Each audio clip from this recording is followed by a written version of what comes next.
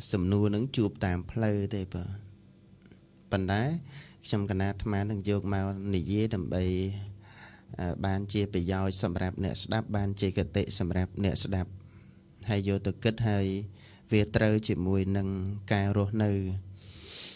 rồi bỏ cổ hoa nè pe ba chập bàn nâng bị bỏ cổ hoa nâng quật trời bậc cọp một cọp bò chỉnh châm chỉ vật hay trời rẽ xa xa lắm miền chất cụm nứt nông ca sầm a tiền sel pram tờ sel bầm bấy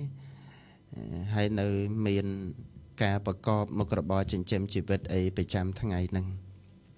nè nhiều mùi nắng còn màu này dễ thà cột sầm á tiền sel bầm bấy hay cột trên nhẹ rọt mà tổ đục tề năng cột thà cột mình hiên hao kia ở chi hề năng bà kê khơi nhảy kê háo anh đắng cột đục kê từ hay mà giang tiết tổ bay đục từ cả lại na cả đói mình hiên tia tầm lấy bị pro về pa pol đó sel rồi bà con thì pro cột sầm á tiền sel bầm bấy nó thì mỗi con mình hiền hào kì ở chi tế thì mùi hay tí pi nắng con mình hiền tia tầm lại bị kê tới cái này lô về pa pol ta đo sel bờ con xong phải chạy thà về mình pa pol ta đo sel nô tê tiền bờ sel nắng dương này dê tam ạt nắng cứ thà rẽ xa cài về trà nắng ở riệp rồi tiền rẽ xa cài về cha ở đi rồi mình miền này thầm mình oi hao kê màu chi mà tô nè anh đang mình chẳng thế hay mình hiền tia tầm lại bị kế mình miền này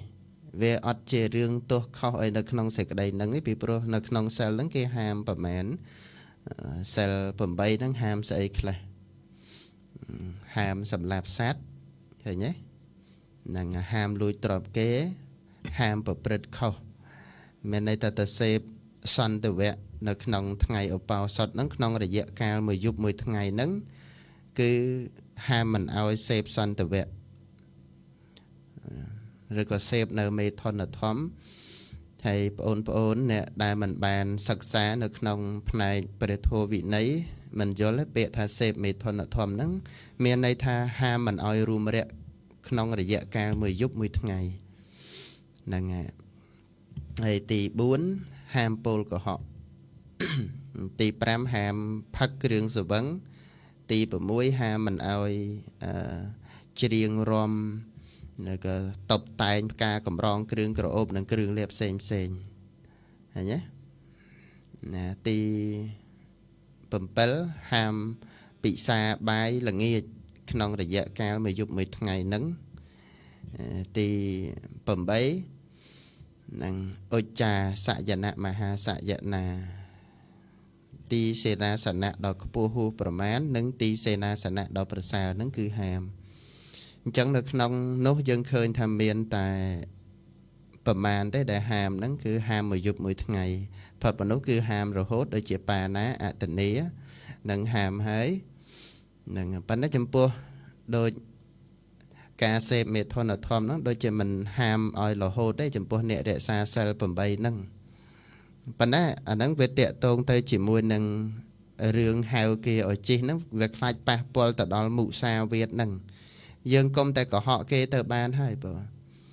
về mình đo nè thay để xa xa bầm bay hay dương từ ruột mà tô đốt sạp tại hào kia ở chi nó về pa pol đó xa xa ấy còn nghe pa mà lấy bờ về mình pa ấy từ đó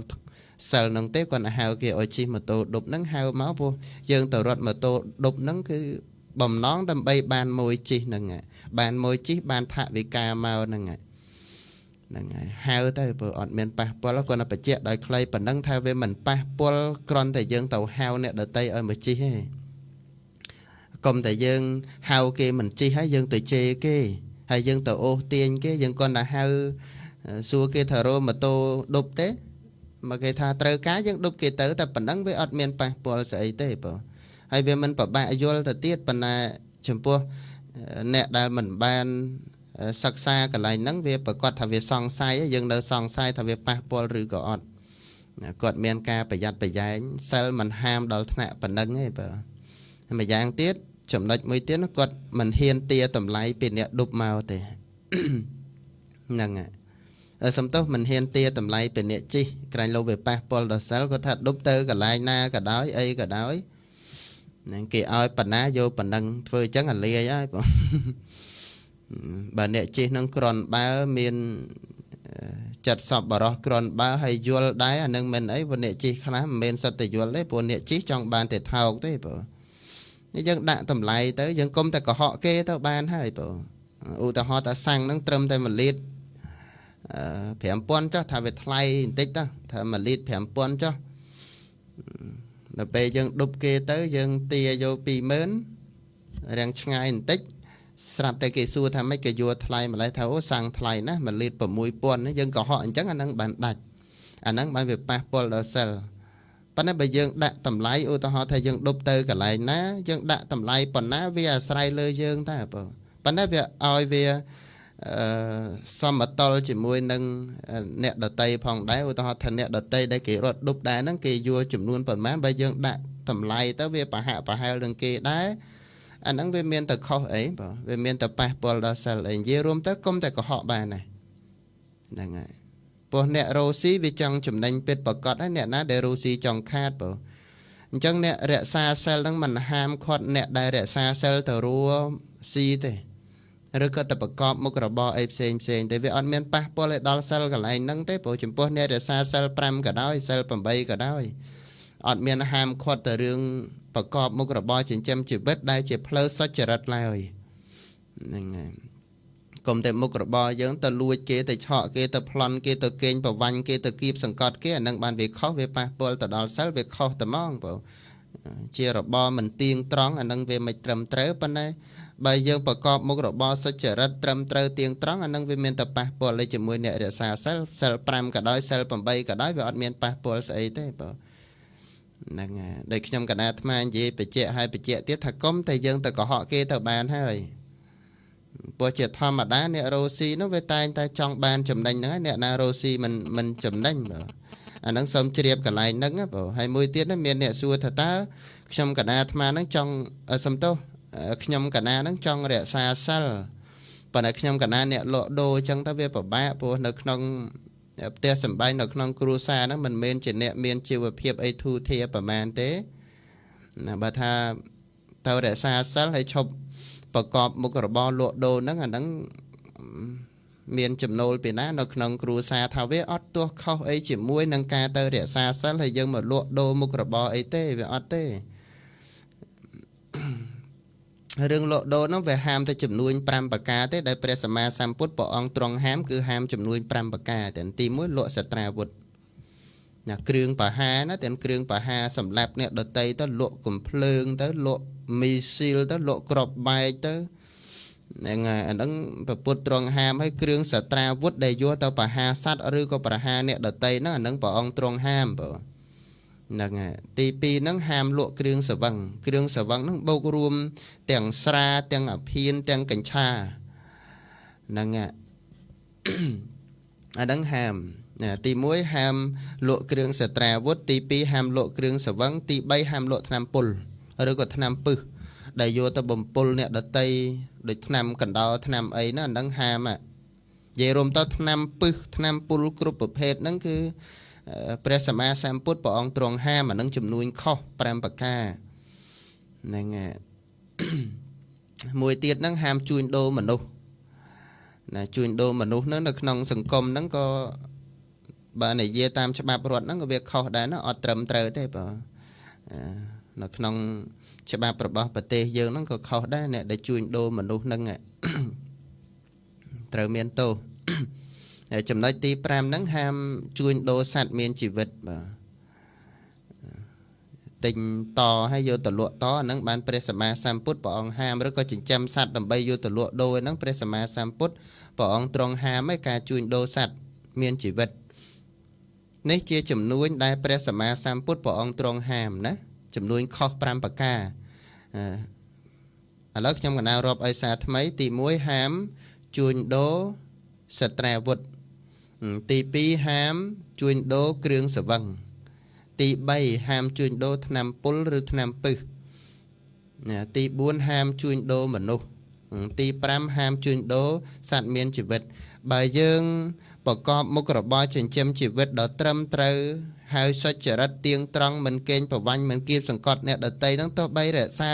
សិលដល់ទៅសិល8ក៏ដោយក៏វាអត់មានទៅប៉ះពាល់ឲ្យដល់សិលទេបាទនិយាយរួមទៅហាមតែកុហកបានដែរព្រោះជាធម្មតាដែលខ្ញុំកណាអាត្មាលើកឡើងថាជាធម្មតាអ្នកដែលប្រកបមុខរបរចិញ្ចឹមជីវិតឬអ្នករស់ស៊ីគឺដើម្បីចំណេញណាបើថារស់ស៊ីមិនចំណេញប្រឹងធ្វើអីហើយបើថាណាឧទាហរណ៍ថាយើងលក់ទៅសក់ឬលក់ស្អីចុះឧទាហរណ៍ទៅសក់មួយចុះទៅសក់យើងទៅទិញពីកន្លែងគេមកថា1គីឡូ2000រៀលចុះអាហ្នឹងឧទាហរណ៍ហើយយើងយកមកលក់1គីឡូ3000ក៏វាអត់មានខុសស្អីដែរហ្នឹងហើយពីព្រោះសំបីតែអ្នកទិញហ្នឹងក៏គាត់យល់ដែរគាត់យល់ថាអ្នកដែលរស់ស៊ីលក់ដូរអញ្ចឹងប្រកាសជាចង់ចំណេញហើយបើមិនចំណេញគេទៅមិនប្រកបមុខរបរឥឡូវសួរបន្តិចមើលសួរញាតិញោមទាំងអស់គ្នាមើលរាល់ថ្ងៃហ្នឹងមានអ្នកណាម្នាក់ដែលថារស់ស៊ីមិនចង់ចំណេញហើយនិយាយមកកុំថាអ្នកលក់ដូរតូចតាចឬអ្នកប្រកបមុខរបរធំដុំអីនិយាយតិចមកឥឡូវថាអ្នកលក់ដូរហ្នឹងគាត់ដឹងតែហើយចុះហើយសួរអ្នកទិញមើលសួរអ្នកទិញអ្នកដែលទៅទិញគេហ្នឹងសួរថាគាត់ដឹងអត់ថាអ្នកលក់ដូរគាត់ចង់ចំណេញហើយយើងអ្នកទិញហ្នឹងយើងដឹងអត់ថាអ្នកលក់ដូរហ្នឹងគាត់ប្រកាសឲ្យថាលក់ដូរដើម្បីចំណេញហ្នឹងយើងដឹងអត់ប្រកាសជាដឹងហ្នឹងហើយព្រោះអ្នកទៅទិញហ្នឹងក៏គាត់យល់ដែរអញ្ចឹងបើយើងលក់ដូរគ្រាន់តែដើម្បីចំណេញហើយយកមកប្រកបមុខរបរចិញ្ចឹមជីវិតរាល់ថ្ងៃឬក៏ទំនប់បំរុងនៅក្នុងក្រុមគ្រួសារវាមានតែប៉ះពាល់អីដល់សិលព្រោះអញ្ចឹងសូមកុំខ្លាចកន្លែងហ្នឹងអ្នកលក់ដូរប្រកបមុខរបរសុចរិតទៀងត្រង់ជៀសតែពីចំនួនខុស5ប្រការដែលលើកឡើងមិញហ្នឹងវាមានតែប៉ះពាល់ដល់សិលស្អីបង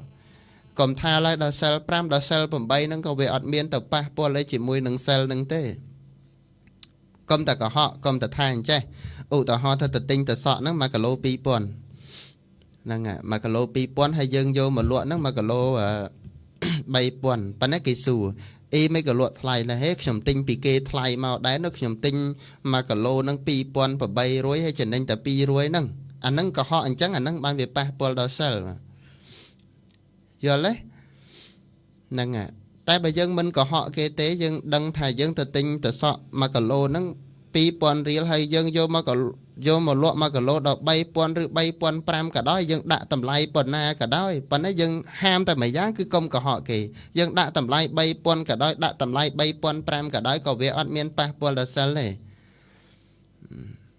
និយាយហើយនិយាយទៀតថាហាមតែមួយយ៉ាងកុំតែកុហកគេទៅបានណាឬក៏កុំប្រឡប់ភ្នែកអញ្ជីងគេទៅបានណាចំនួនខុសអាកេងប្រវាញ់គៀបសង្កត់ព្រោះការកេងប្រវាញ់មានច្រើនបែបមានតាំងពីការកេងប្រវាញ់បែបភ្នែកអញ្ជីងក៏មានដែរអាហ្នឹងសូមឲ្យជ្រាបកន្លែងហ្នឹង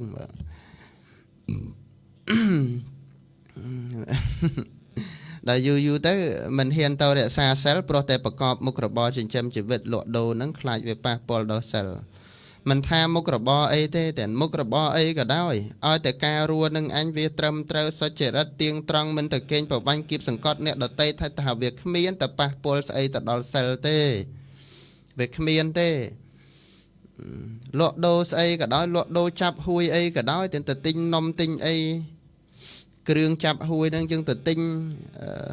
តម្លៃនៅឯណោះយើងទិញត្រឹមតែ3000យើងយកមកលក់អានេះដល់4000ក៏វាអត់មានខុសដែរពីព្រោះយើងចំណេញនឹងឯងដូចនិយាយហើយនិយាយទៀតច្រើនដងនិយាយដដែលបច្ចៈហើយបច្ចៈទៀតតែហាមតែមួយយ៉ាងថាគុំកុហកគេទៅបានហើយអាហ្នឹងវាតែកុហកគេអាហ្នឹងវាប៉ះពាល់សិលមែនហើយអាហ្នឹងសុំជ្រាបកន្លែងហ្នឹងមួយទៀតហ្នឹងបងប្រុសម្នាក់មិនបញ្ចេញឈ្មោះគាត់ទេគាត់មានបញ្ហាផ្លូវចិត្តស្មុគស្មាញហើយគាត់ក៏សួរខ្ញុំកណាអាត្មាថាតើយកឈ្នះចាញ់គ្នានឹងបានប្រយោជន៍អីហ្នឹងហើយពីព្រោះគាត់នឹងប្រកបមុខរបរនឹងសុចរិតដែរប៉ុន្តែត្រូវបានគេឈ្នះនេះចំណែនដើម្បីឈ្នះហ្នឹងក៏ឲ្យគេឈ្នះទៅសួរថាតើអ្នកឈ្នះហ្នឹងបានអីមកវិញ ចឹងអាចនិយាយបានពីរចំណែកទៅ និយាយតាមផ្លូវលោកហើយនឹងផ្លូវពធថាវាប្រកបណាស់ថាវាផ្សេងគ្នាហើយនៅក្នុងសង្គមនេះអ្នកដែលគេឈ្នះគេរមែងបានមុខមាត់បានកិត្តិយសបានលុយកាក់នឹងអ្នកឈ្នះឥឡូវខ្ញុំកណាអាត្មានិយាយបែងចែកទៅជាពីរទាំងទី1និយាយបែងចែកទៅផ្នែកសង្គមមួយទៀតនិយាយបែងចែកតាមផ្លូវព្រះធម៌ណ៎ហើយគាត់បបាក់ចិត្តមើលទៅមុខគាត់ឡើងខ្មៅប៉ែបងហ្នឹងហើយគាត់សួរខ្ញុំកណាអាត្មាគាត់ហៅលបងហ្នឹងហើយតាមពិតទៅគាត់ក៏មិនដឹងថាខ្ញុំកណាអាត្មាហ្នឹងជាអ្នកណាដែរទេហើយជាអ្នកទេសនាទេអីហ្នឹងគាត់មិនដឹងផងទេណាជួបដៃចៃដន្យគាត់សួរអញ្ចឹងទៅហើយថាអ្នកឈ្នះហ្នឹងបានស្អីមកវិញបើយើងនិយាយអំពីសង្គមនៅក្នុងសង្គមបច្ចុប្បន្ននេះដែលគេប្រជ្រែងដើម្បីឈ្នះនោះវាបានមែនទេបានមុខមាត់បានលុយកាក់បានកិត្តិយសអញ្ចឹងទៅគេប្រឹងដើម្បីឈ្នះនឹងឯងដើម្បីឲ្យគេមានកិត្តិយសអីចឹងទៅ